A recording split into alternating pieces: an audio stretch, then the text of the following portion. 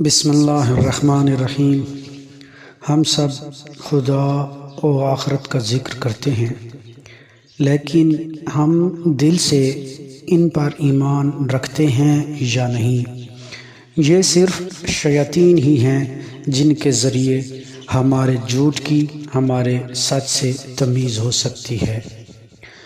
اگر آپ اللہ کا نام پورے ایمان سے لیتے ہیں تو پھر اس کے وعدے پر کیوں ایمان نہیں رکھتے؟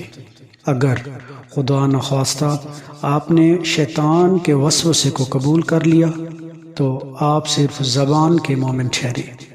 اگر آپ واقعی بہشت پر ایمان رکھتے ہیں تو اس کو خریدنے اور اس کے اہل بننے کی کوشش کیوں نہیں کرتے، اور جہنم سے بچنے کی تدبیر کیوں نہیں کرتے؟